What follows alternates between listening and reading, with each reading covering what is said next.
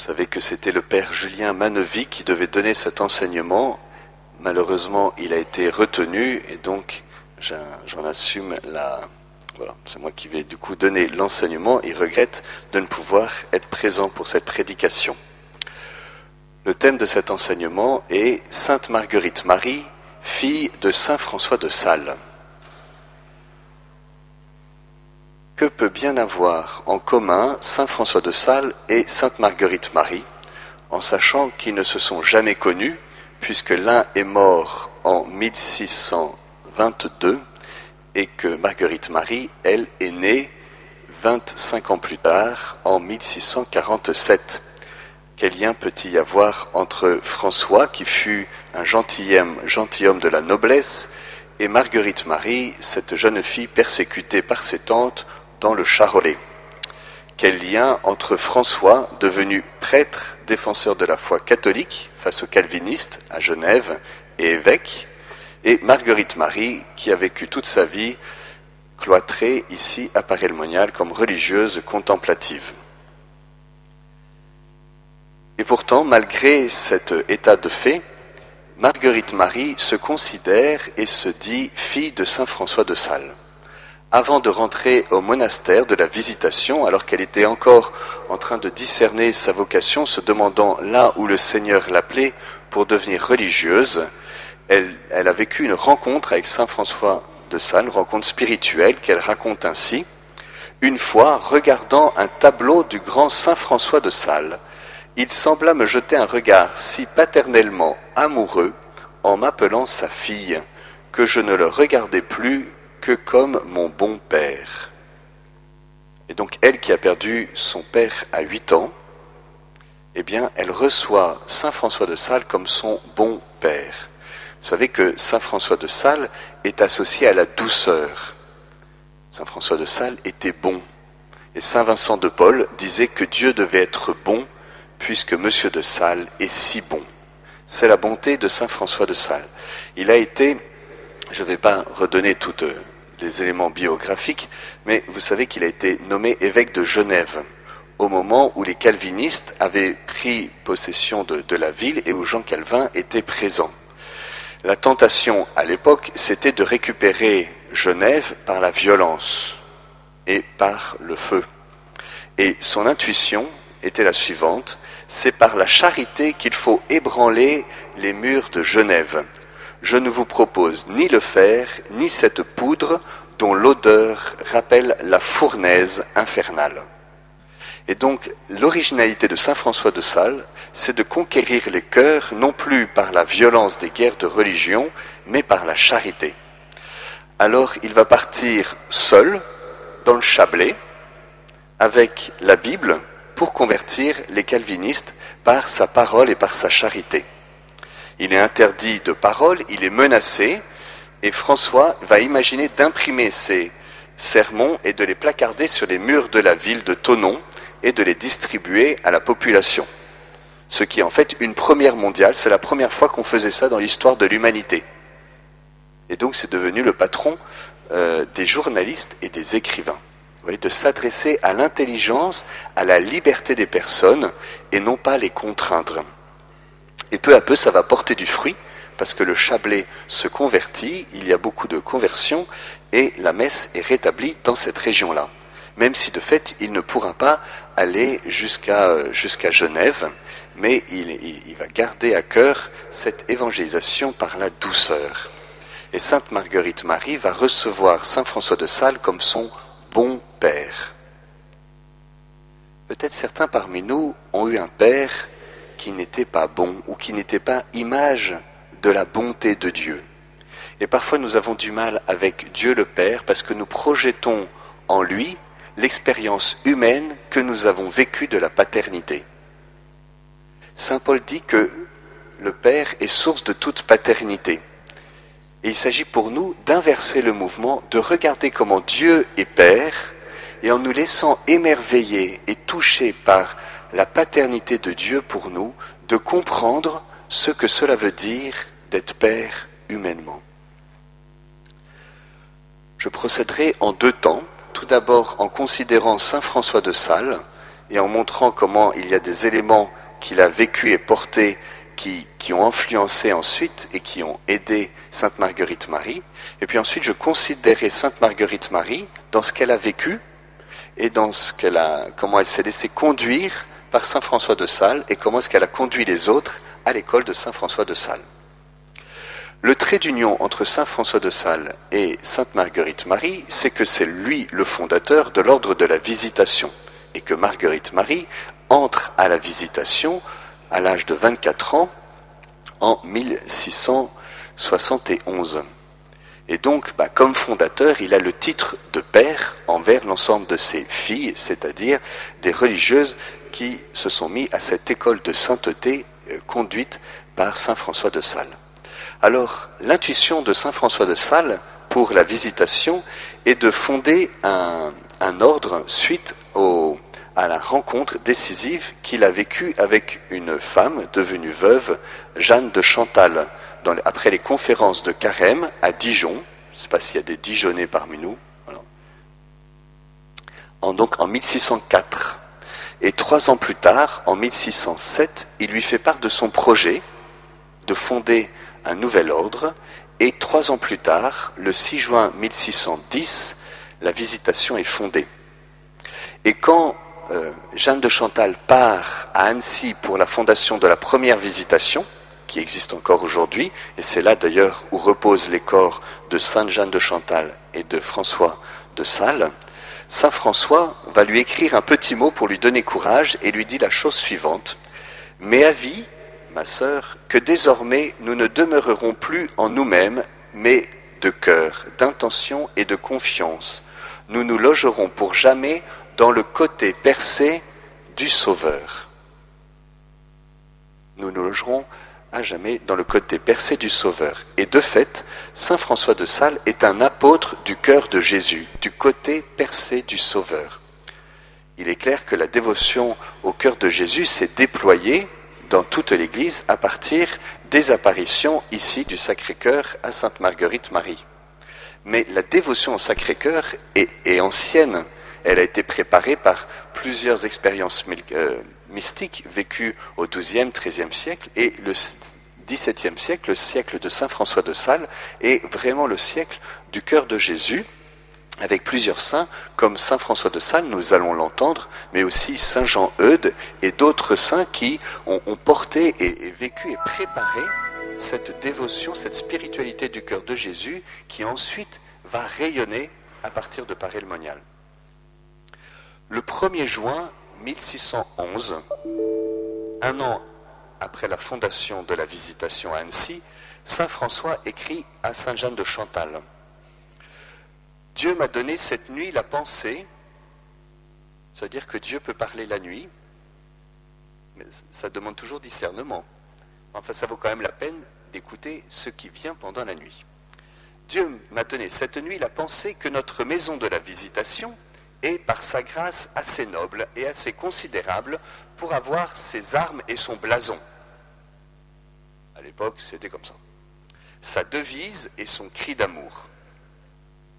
Il vous faut prendre pour arme un unique cœur percé de 2 flèches, enfermé dans une couronne d'épines, ce cœur servant d'enclavure à une croix qui le surmontera et sera gravé des 2 noms de Jésus et de Marie. Je vous dirai à notre première entrevue 1000 petites cogitations qui me sont venues à ce sujet. » C'est intéressant, Saint François de Sales qui a plein de petites idées dans sa tête. « Car vraiment, notre congrégation est un ouvrage du cœur de Jésus et de Marie. Le Sauveur mourant nous a enfantés par l'ouverture de son Sacré-Cœur. » Et donc en fait, il a une idée, c'est que lors de la Visitation, reçoivent comme arme le cœur de Jésus et de Marie, sous l'influence de Saint Jean Eudes, qui lui aussi parle de l'unique cœur de Jésus et de Marie. Alors le 1er juin 1611, pour ceux qui n'étaient pas nés à l'époque, c'est en fait c'est l'octave du Saint-Sacrement. Et quelques années plus tard, c'est ce jour liturgique-là que le Seigneur choisira pour la 3e grande apparition, où il demandera que ce jour précis soit le jour de la fête du Sacré-Cœur. Et c'est au cours de la nuit de la fête du Sacré-Cœur, sauf qu'elle n'existait pas encore, parce que le Seigneur ne l'avait pas encore demandé et que l'Église ne l'avait pas encore promulgué. Mais liturgiquement, ça aurait été la fête du Sacré-Cœur. Vous voyez comment est-ce que le Seigneur prépare les choses. Dans nos vies, c'est un peu la même chose. On peut voir l'histoire sainte se dérouler et parfois il y a des coïncidences de lieux, de dates, de personnes dont nous ne prenons pleinement conscience que quelques années plus tard. Et on se dit, en fait, le Seigneur me guidait. C'est important de pouvoir prier sur notre histoire et de comprendre la cohérence de ce qui parfois nous paraît un peu banal. Mais si nous y repensons, nous voyons qu'en fait, le Seigneur, dans sa génialité et sa douceur, nous a conduits et qu'il laisse des traces et des signes de ces passages. Saint François de Sales va mourir en 1622, c'est-à-dire cette année, il y a 400 ans. C'est pour cela qu'il y a un jubilé de l'anniversaire de la mort de Saint François de Sales. Et le monastère de Paray-le-Monial va être fondé quelques années plus tard, en 1626, 45 ans plus tard. 24. Et Marguerite Marie va entrer à la monastère de la Visitation un demi-siècle après la mort du fondateur. Si nous continuons à explorer Saint François de Sales, nous voyons qu'il y a un certain nombre de ses écrits qui en fait vont préparer les sœurs de la Visitation et Sainte Marguerite Marie à comprendre et à vivre l'expérience du cœur de Jésus. Par exemple, il dit que les sœurs de la Visitation doivent être des filles du Sacré-Cœur. Et ça, il le dit 60 ans avant les révélations de Sainte Marguerite Marie. Il parle des sœurs de la Visitation comme les adoratrices du Sacré-Cœur, les servantes du Sacré-Cœur, les imitatrices du Sacré-Cœur.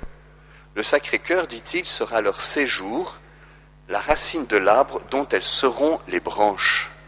Le fondement de leur espérance et leur raison d'être, c'est le Sacré-Cœur. Vous voyez, c'est vraiment la Visitation, c'est la demeure du Sacré-Cœur. Et donc l'invitation à prendre Jésus, de prendre Jésus dans son cœur et d'ouvrir ses poitrines pour qu'il y loge.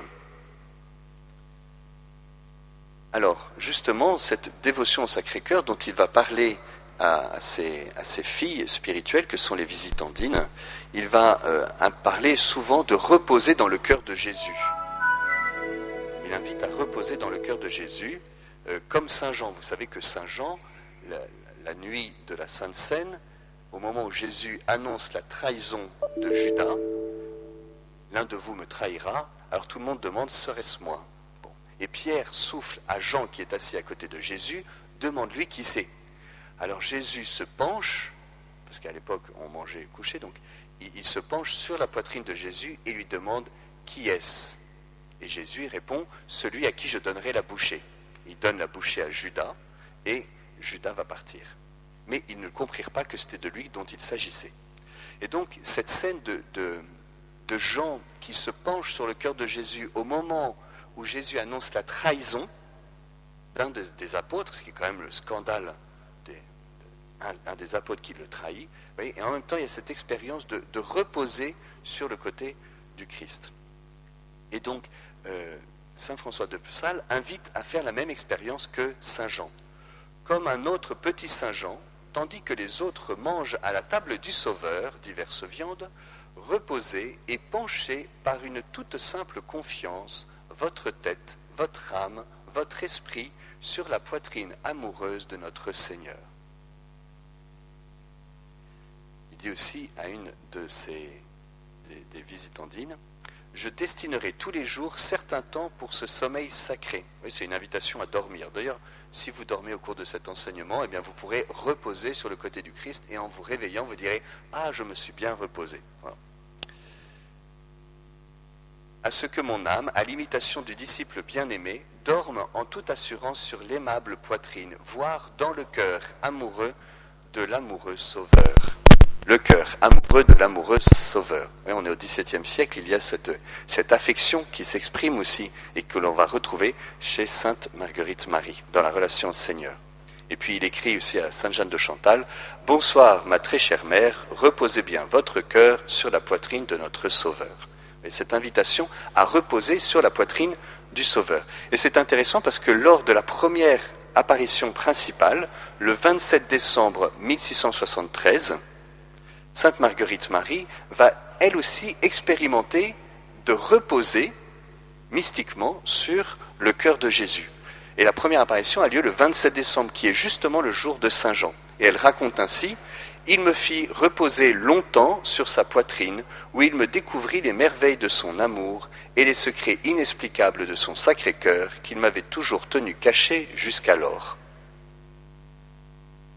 Voilà, donc d'une certaine manière, ce que saint François va exprimer spirituellement, elle va le vivre réellement et mystiquement. C'est pour cela que sur le frontispice, la façade de la chapelle de la Visitation, il y a la Sainte Seine et on voit Saint Jean qui repose sur le côté du Christ. Un autre aspect de la spiritualité du cœur de Jésus que nous retrouverons chez Sainte Marguerite Marie, c'est de plonger son cœur dans le cœur de Jésus. En fait, c'est une expérience que Sainte Catherine de Sienne a vécue. Elle a fait l'expérience qu'elle mettait son cœur dans le cœur de Jésus. Et saint François de Sales y fait allusion en souhaitant que les sœurs de la Visitation fassent la même expérience, que le Seigneur nous ôte notre cœur et mette le sien au lieu du nôtre. Vous voyez, il y a cet échange des cœurs. Et il dit à un autre endroit: « Ô ma fille, mettez votre cœur dans le côté percé du Sauveur, et unissez-le à ce roi qui est comme en son trône royal, pour recevoir l'hommage et l'obéissance de tous les cœurs, et qui tient ainsi sa porte ouverte, pour que chacun puisse l'aborder et avoir confiance. » Vous savez que la plaie du cœur de Jésus le côté a été transpercé après la mort. Et la médecine nous dit qu'une plaie causée à un corps déjà mort ne se referme pas. Et donc le cœur du Seigneur demeure ouvert. D'ailleurs, après la résurrection, il demandera à saint Thomas de mettre sa main dans son côté. Eh bien, le cœur du Seigneur demeure ouvert et cette ouverture, cette porte est ouverte à tous. Il n'y a personne qui puisse rester en dehors du cœur du Seigneur. Parfois, on se sent trop indigne, trop petit, trop faible, trop inconstant, trop contradictoire. Et puis entre l'idéal qu'on a de nous-mêmes et la réalité de ce que nous sommes, et ça coïncide tellement pas. Et le Seigneur nous invite à nous approcher de lui, à avoir l'humilité de nous laisser aimer par lui et de nous approcher de son cœur qui demeure ouvert. Alors cette expérience de l'échange des cœurs, Marguerite Marie va le vivre également au cours de cette première grande apparition de 1673. Elle raconte la chose suivante: « Il me demanda mon cœur. » Elle va le supplier de le prendre. C'est ça. « Marguerite Marie, donne-moi ton cœur. » Parce qu'il a soif d'être aimé. Alors elle lui dit: « Mais prends-le, Seigneur. » Alors il lui prend le cœur et elle raconte ainsi: « Il le prend, il le mit dans le sien adorable, dans lequel il me le fit voir comme un petit atome qui se consumait dans cette ardente fournaise, d'où le retirant avec une flamme ardente en forme de cœur, il me le remit dans le lieu où il l'avait pris. » Et donc le Seigneur va prendre le cœur de Marguerite Marie, le plonger dans le sien, tel un atome dans une fournaise ardente, et en forme de flamme, lui remettre le cœur dans la poitrine. Eh bien, voilà ce que nous avons à vivre ici à Paray-le-Monial. C'est une transplantation cardiaque. Le Seigneur prend notre cœur de pierre et nous donne un cœur de chair. Il nous donne son propre cœur. En forme de flamme, c'est la flamme de l'Esprit Saint. L'amour de Dieu a été répandu dans vos cœurs par l'Esprit Saint qui vous a été donné, dit saint Paul. Eh bien, dans l'adoration, nous demandons au Seigneur qu'il prenne notre cœur, qu'il le plonge dans le sien, notre cœur qui est pris par la jalousie, par l'aigreur, par les raideurs, par la critique, par les mesquineries, l'impureté, l'inconstance, qu'il le plonge dans son cœur et qui nous donne un cœur capable d'aimer. C'est aussi l'expérience que nous vivons dans la confession. Nous donnons au Seigneur nos péchés pour qu'il nous donne son pardon et son cœur. Une autre expérience ou une autre recommandation de saint François de Sales à ses sœurs visitandines, que nous allons retrouver dans les apparitions de sainte Marguerite Marie, c'est justement cette question des armes. Vous vous souvenez que la Visitation est pour arme le cœur de Jésus. Et donc il dira que les religieuses le porteront gravé sur le croix pectorale. Et c'est encore le cas aujourd'hui. La croix des sœurs, il y a le cœur de Jésus sur la croix. Donc c'est une recommandation de saint François de Sales. Il rayonnera en tête de tous leurs actes privés ou publics. Il servira de cachet à leurs lettres, un peu les timbres. On les sculptera sur les portes extérieures des monastères, et c'est ainsi qu'un architecte, après avoir construit un palais, met au-dessus de l'entrée d'honneur l'écusson du noble seigneur qui va y habiter. Et donc saint François de Sales recommande aux sœurs de la Visitation d'exposer le cœur de Jésus dans leur maison et à l'entrée de leur maison. Et lors de cette première apparition, 50 ans plus tard, de Jésus ici à Paray-le-Monial, à Sainte-Marguerite-Marie, le Seigneur va montrer, c'est pour cela qu'il y a cette icône avec Sainte-Marguerite-Marie, il va apparaître, elle va voir la vision d'un cœur sur un trône de flammes entouré d'épines. Et ensuite, on va voir que les épines, eh bien, c'est les ingratitudes et indifférences des hommes qui n'aiment pas, l'amour n'est pas aimé, tout particulièrement ingratitude et indifférence dans le sacrement de l'Eucharistie, voilà, particulièrement de la part de ceux qui lui sont consacrés. Ça, ce sont les épines. Mais cette image, Marguerite-Marie la reçoit, et en fait, elle correspond à ce qui était vécu et porté dans l'ordre de la Visitation. Et lors de cette première apparition, le Seigneur va adresser sa première demande. Il y a 5 demandes de Jésus à Paray-le-Monial. Je ne vais pas les présenter maintenant parce qu'il y a une présentation du message plus tard, mais dans cette première demande, il demande de mettre le Sacré-Cœur dans la maison et de le porter sur soi, qui est justement la recommandation que saint François de Sales avait faite quelques années plus tôt aux sœurs de la Visitation. Nous arrivons maintenant au deuxième temps de notre réflexion. Nous ne considérons plus d'abord saint François de Sales, en voyant comment est-ce qu'il a préparé et influencé sainte Marguerite-Marie, mais regardons comment est-ce que sainte Marguerite-Marie a vécu et comment saint François de Sales l'a guidé et l'a aidé à guider. Dès son entrée à la Visitation, à l'âge de 24 ans, Marguerite-Marie va goûter à l'enseignement de saint François de Sales et très vraisemblablement lire ses 2 œuvres principales que sont le traité de la vie dévote et le traité de l'amour de Dieu, et l'introduction à la vie dévote. Et donc elle va se laisser, comme les autres visitandines, former, imprégnée par l'esprit salésien de saint François de Sales pour toute la Visitation. Et ça va être pour elle le lieu d'une conversion. Elle va vivre un chemin de sainteté exceptionnel, tout en étant très ordinaire. Enfin, c'est un très ordinaire avec quelques apparitions quand même, voilà. Mais justement, elle ne se focalise pas sur l'exceptionnel des apparitions. Et là, il y a une vraie éducation de saint François de Sales. Je vais avoir besoin d'un verre d'eau, s'il vous plaît. Merci. Sainte Marguerite-Marie est marquée par la spiritualité et l'ambiance de l'époque. L'ambiance de l'époque, c'est quand même le dolorisme. En matière de pénitence, les efforts étaient bien vus. Bon, il y a des modes. Aujourd'hui, c'est peut-être pas très bien vu. Ben, ça reviendra peut-être. C'est pas pour autant que ce soit plus équilibré. Si bien que ce qui peut nous paraître un peu extrême aujourd'hui, en termes de mortification, ne l'était pas forcément au XVIIe siècle. C'est pour ça qu'il faut toujours faire un petit peu attention quand on lit les textes du XVIIe, parce que le rapport aux mortifications n'est pas le même, et puis il y avait globalement dans la population française une tolérance à la souffrance qui n'est plus la nôtre, qui sommes devenus un peu douillés.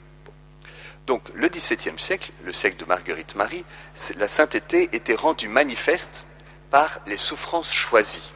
Et donc on était apparemment d'autant plus saint qu'on s'était infligé à soi-même des souffrances particulièrement douloureuses et originales. Il y a là un danger spirituel à choisir ces souffrances. C'est ce que l'on appelle le dolorisme. Comme si le choix de la souffrance nous rapprochait davantage de Dieu. Là, il y a quelque chose qui n'est pas ajusté. Bien sûr que être uni à la passion du Christ et vivre nos souffrances unies aux siennes est une bonne chose, c'est le chemin que le Seigneur nous demande. Et d'ailleurs, c'est ce que le Seigneur va demander à Marguerite-Marie. Mais dans la mentalité de l'époque, il y a un risque de rechercher la souffrance pour faire plaisir au Seigneur. Marguerite-Marie a une soif d'absolu et elle veut imiter la vie des saints.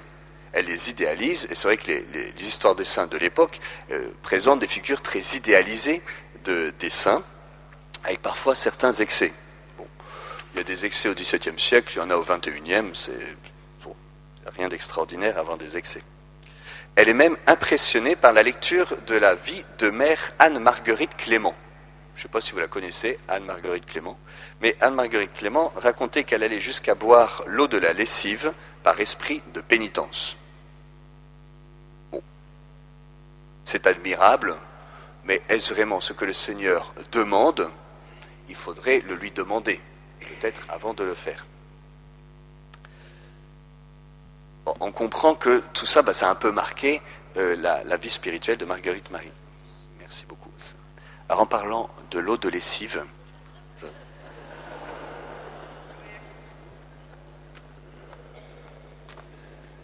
un peu savonnée quand même. Non, c'est pas vrai, elle est très bonne.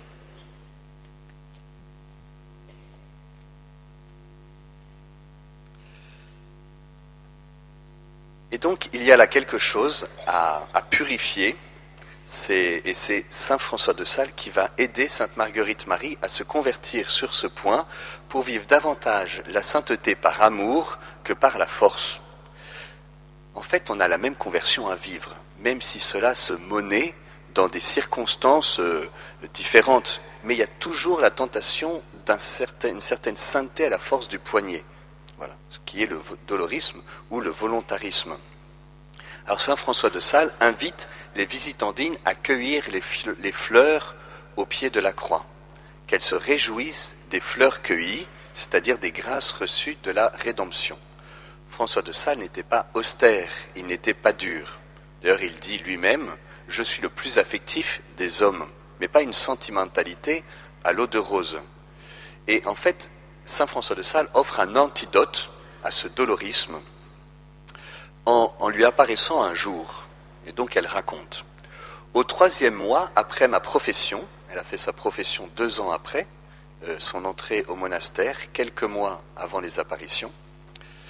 Au 3e mois après ma profession, un peu avant la fête de notre saint fondateur, il me fit voir pendant mon oraison que les vertus qu'il m'avait toujours souhaitées à ses filles, c'était celles qu'il avait toujours tenues avec Dieu, qui est charité et humilité. Et donc les premières vertus, c'est pas d'abord la pénitence et la mortification, mais c'est la charité et l'humilité. Pas nécessairement plus facile. Et d'ailleurs, sainte Jeanne de Chantal disait ainsi « Je n'aime pas ces pratiques de mortification qui surchargent l'attention, qui bandent l'esprit, accablent le corps, mais oui, bien celles qui se rencontrent dans la fidélité à chaque moment, selon l'ordre de la divine providence. » Plutôt que de rechercher des mortifications compliquées et originales, eh bien, acceptons les 4 minutes que nous allons perdre parce que le métro vient de quitter le quai au moment où nous y arrivons. Et c'est peut-être encore plus exigeant. Voilà. La patience et l'acceptation des petites contrariétés quotidiennes. Et saint François de Sales disait, en fait, moi je ne demande rien. Je ne demande rien pour moi-même, mais je laisse le Seigneur me donner les épreuves qu'il me donnera de porter. Voilà. Et donc il y a là comme une guérison d'une recherche de mortification désajustée. Voilà. Et de rechercher les premières vertus et d'exercer les premières vertus qui est la charité et l'humilité. Alors sur cette humilité, qui est aussi une des caractéristiques du cœur de Jésus, voici ce cœur doux et humble, il y a cette recommandation de saint François de Sales, vous êtes bien heureuse de connaître que vous n'êtes que la misère même. Vous êtes heureuse de connaître que vous n'êtes que misère. Découvrir notre misère, c'est une grâce. C'est pas très agréable, mais c'est une grâce que le Seigneur nous fait. Et sainte Marguerite Marie dira, comment, Seigneur, daignez-vous vous pencher vers moi, qui ne suis que cendre et poussière? Pendant le temps d'adoration, de solitude, vous pouvez vous mettre devant le Seigneur en disant, Seigneur, comment est-ce que toi tu m'aimes alors que je ne suis que cendre et poussière? Et de trouver votre joie à être petite devant Dieu, qui est si grand et qui vient à nous. Il y a quelque chose de très thérésien de sainte Thérèse de l'Enfant Jésus dans cette joie à n'être que cendre et poussière devant le Seigneur. Un autre aspect de saint François de Sales, c'est l'obéissance. Parce que Marguerite Marie, elle veut faire pénitence, mais elle veut faire des pénitences toute seule, si vous voulez, sans obéir, sans nécessairement Enfin, en fait, elle se soumet à ses supérieurs, mais elle en fait un petit peu plus. En fait, elle choisit son propre chemin de sainteté. C'est ses pénitences à elle, c'est sa volonté à elle. Et ça ne va pas. Elle risque de prendre une pente dangereuse, en faisant davantage confiance à ses intuitions que en ses supérieurs. Alors un jour, saint François de Sales la reprend et elle raconte « Mon saint fondateur, saint François de Sales, me reprit si fortement que ces paroles sont toujours gravées dans mon cœur. » Donc une locution intérieure. « Et quoi, ma fille, penses-tu pouvoir plaire à Dieu en passant les limites de l'obéissance qui est le principal soutien et fondement de cette congrégation et non pas les austérités ?» Et donc elle va se faire recadrer. Ce que le Seigneur aime, ce n'est pas la pénitence, c'est l'obéissance. Et saint François de Sales lui enseigne que les austérités choisies par Dieu, pour Dieu, mais sans discernement et approbation des supérieurs, ne peuvent pas plaire à Dieu. Il ne s'agit pas d'en faire selon notre volonté propre, mais de renoncer justement à notre volonté pour entrer dans celle du Seigneur. Ce qui est aimable au Seigneur, ce n'est pas les souffrances que nous endurons, mais c'est le renoncement à notre volonté propre par amour en adhérant à sa volonté. Et cette importance de l'obéissance va justement être un critère de discernement pour authentifier les apparitions. Et quand les supérieurs vont appeler Saint Claude de la Colombière, eh bien, ce sera justement un critère de discernement, c'est l'obéissance absolue de Sainte Marguerite Marie. L'obéissance et la soumission sont toujours la vraie marque de la bonne inspiration. Ça vaut encore aujourd'hui. Il y a quand même une prolifération de phénomènes extraordinaires, mystiques, locutions, visions, apparitions, qui ne sont pas vraiment soumis au discernement de l'Église. Et qu'il s'agit pour nous de la première question, avant de s'enthousiasmer devant des prophéties de la Vierge Marie, c'est de se demander qu'en dit l'Église. Alors il y a ceux qui obéissent à l'Église seulement quand l'Église est d'accord avec eux. Il y a des papistes qui n'aiment le pape que quand le pape est d'accord avec eux. C'est une manière de faire ce qu'on veut, ça. Ou bien il y en a qui vont toujours essayer de trouver un prêtre obscur ou un évêque lointain qui reconnaît une vague apparition et qui me permettra de faire ce que je veux, c'est-à-dire de boire à une source de spiritualité que l'Église n'a pas discernée. Vous savez, il y a suffisamment d'apparitions et de messages du ciel dans l'Évangile, et puis dans la vie de l'Église, reconnue par l'Église, pour que nous ne perdions pas notre temps dans des logorées verbales infinies qui se substituent peut-être à la simplicité de l'Évangile et que nous retrouvons dans la simplicité des apparitions authentiques de Marie, authentifiées à Fatima ou à Lourdes. Et ici, à Paray-le-Monial, vous voyez quelque chose de très sobre et en tout cas qui est effectivement soumis au discernement de l'Église. Un bon critère, si vous allez sur un site internet d'une apparition donnée, et que la page sur la reconnaissance de l'Église fait 5 ou 6 pages, ou 7 pages, ou 8 pages, ou 10 pages, c'est que l'Église ne l'a pas reconnue.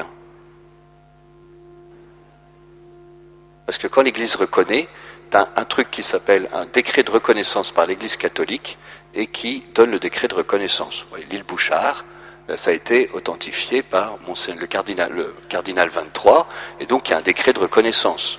Notre-Dame-du-Lot, par Monseigneur Di Falco, c'est marqué, il y a la date, il n'y a pas besoin d'avoir des pages internet sur 3 kilomètres. Voilà. Un autre aspect, après l'obéissance, c'est la douceur.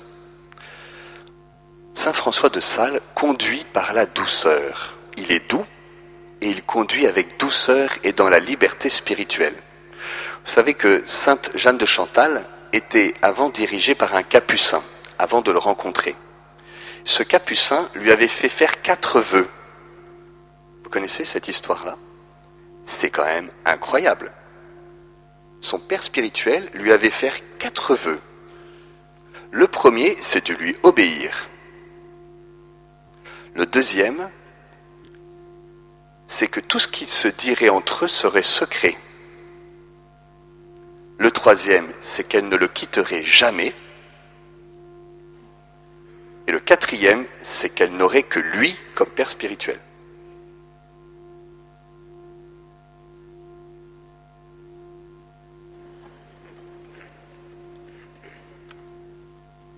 Si ça, c'est pas de l'emprise,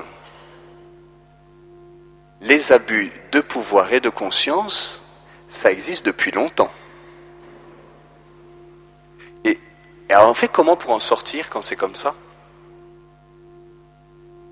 Et en fait, elle va mettre plusieurs années à sortir de cette prison spirituelle. Et c'est Saint François qui va la libérer. C'est presque un exorcisme, en fait. Il y a quelque chose de presque démoniaque dans cette emprise que ce prêtre avait sur cette âme. Il était peut-être bien motivé, mais c'était catastrophique. Et donc, il va la libérer spirituellement et la réintroduire dans la liberté de l'Esprit Saint. Donc, ces 4 vœux, c'est globalement ce qu'il ne faut pas faire, quoi, hein. Je vous rappelle qu'on obéit à Dieu, voilà, et dans le discernement de l'Église, que ce qui se dit n'a pas à être secret, si ce n'est le sacrement de la confession, où c'est le prêtre qui est lié par le secret, que l'on peut toujours quitter son père spirituel et que ça ne pose aucun problème. Et si ça pose un problème, c'est quand tu refuses de faire la volonté de Dieu qui t'est indiquée par ton directeur spirituel. Ça ne te plaît pas, tu vas voir ailleurs. Alors là, oui, mais tu as le droit de le faire. Après, tu t'expliques avec le Seigneur. Et puis, l'exclusivité, vous voyez, cette allégeance inconditionnelle et exclusive, je vous l'ai dit parce que parfois, des personnes, prêtres ou non, bien intentionnées, peuvent exercer une telle emprise. Saint François va la libérer et va la conduire par la douceur. Et donc, quand il lui donne des avis et qu'elle n'arrive pas à le faire, et lui dit, mais en fait, c'est pas grave, hein. Jeanne, tu me dois pas obéissance, moi c'est un avis, c'est pas un commandement. Voilà. Donc vous voyez, il rabaisse un petit peu l'exigence pour que ce soit pas une espèce d'ordre divin qui viendrait de Dieu. Il lui dit, s'il vous advient de laisser quelque chose de ce que je vous ordonne, ne vous mettez point en scrupule, car voici la règle générale de notre obéissance écrite en grosses lettres, il faut tout faire par amour et rien par force. Il faut plus aimer l'obéissance que de craindre la désobéissance. Je vous laisse l'esprit de liberté. Eh bien, Sainte Marguerite Marie va être conduite et va conduire dans cette même liberté spirituelle. Elle va être maîtresse des novices et ses paroles vont inspirer sa manière de faire.